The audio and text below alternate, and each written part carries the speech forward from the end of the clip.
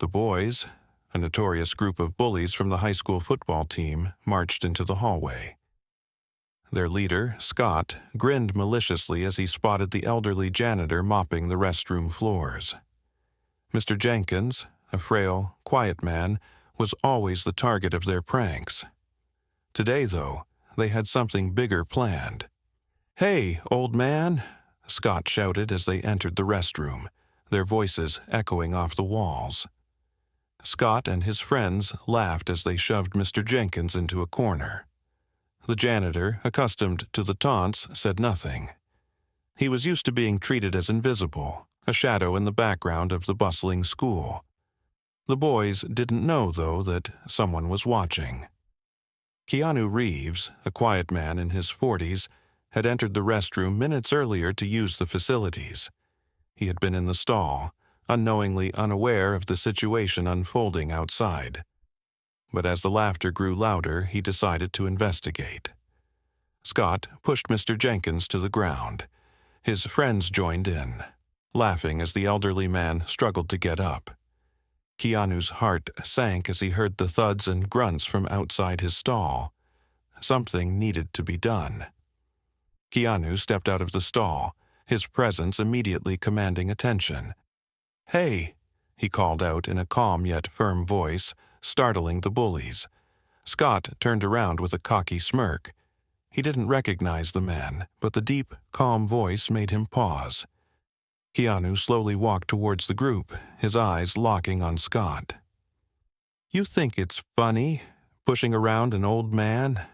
he asked quietly, his voice never rising in anger. Scott scoffed, sizing him up, but something in Keanu's demeanor stopped him from responding with his usual bravado. Scott stared Keanu down, a hint of uncertainty creeping into his arrogance. Keanu didn't flinch. His eyes were steady, calm, and filled with an undeniable strength. The bullies began to shift uncomfortably. Keanu didn't raise a hand. Instead, he simply walked closer to the group and, with one swift motion, pushed Scott back into the restroom wall with enough force to rattle him. "Don't ever lay a hand on someone weaker than you again," Keanu said, his voice calm but loaded with meaning. Scott stumbled, catching himself just in time. His friends hesitated, unsure of how to react. The dominant position they usually held had slipped away in an instant.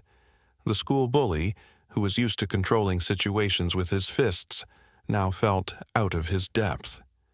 Mr. Jenkins, still on the floor, slowly picked himself up. He was bruised, but not broken.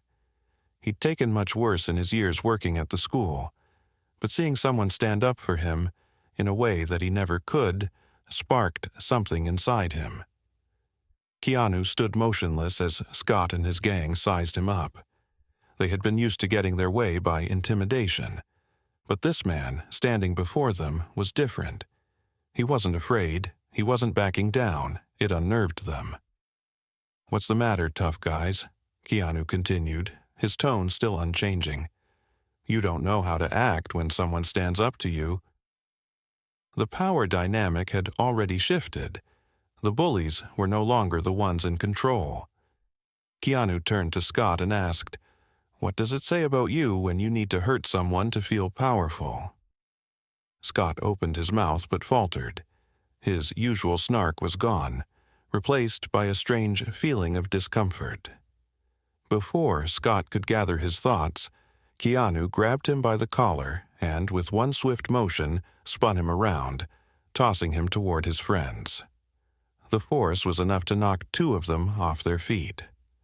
The rest of the group stood frozen, unsure of what to do next. "Pick him up," Keanu ordered, his eyes narrowing. "Help him. You want to be a team? Then act like one." Hesitation turned to confusion, and then, surprisingly, one of the bullies moved forward to help Scott up. The rest followed. As Scott regained his footing, Keanu spoke again, this time with a much softer tone. "Do you think he's weak because he's old, or because he cleans up after you?" Keanu asked, his voice no longer filled with anger but with something more profound, wisdom. Scott and his friends looked at each other, their arrogance beginning to crumble under the weight of Keanu's words. For the first time, they saw Mr. Jenkins not as an invisible figure, but as a man who worked hard every day to keep their school clean, to make their lives easier. Scott's chest tightened, and for a moment he felt something he hadn't experienced before: guilt. He stared down at Mr. Jenkins, who now stood quietly in the corner, silently watching. I'm sorry," Scott muttered, unsure if his apology meant anything. The rest of the bullies followed Scott's lead, murmuring their own apologies. Keanu nodded, acknowledging the change, but it was clear that the real transformation was taking place within each of them, especially Scott. Keanu turned to Mr. Jenkins and asked, "Do you forgive them?" The janitor looked up, his eyes softening. "Yes," he said quietly, "but I won't forget. Not because of what they did to me, but because they need to understand their own actions." Keanu's gaze returned to Scott. "You can choose to be the person you were, or you can choose to be better, but that's not my decision, it's yours." The bullies looked at each other, weighing the weight of their actions and words.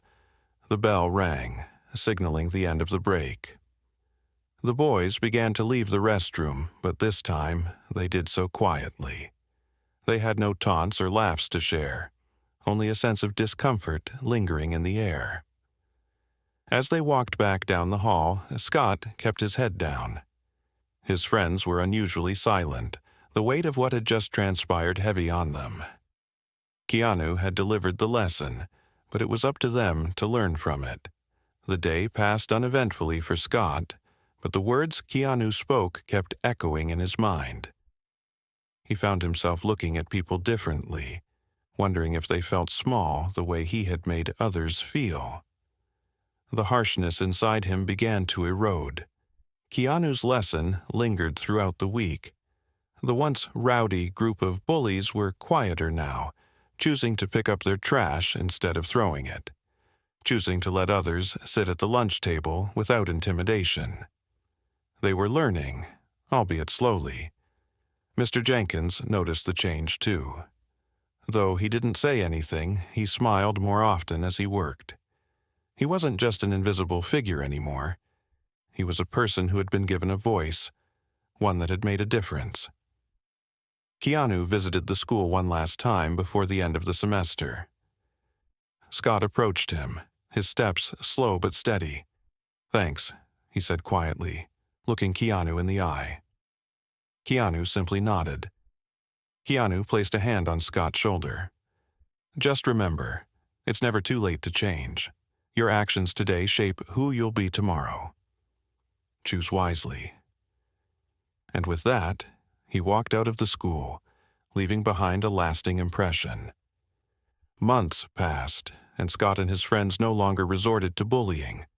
They had found new ways to assert themselves, ways that didn't involve hurting others. The ripple effect of Keanu's intervention had reached far beyond the restroom. The moral of the story was simple but powerful. Strength isn't measured by how much you can hurt others, but by how much you can help them. And sometimes the greatest lessons are taught not through punishment but through understanding and compassion.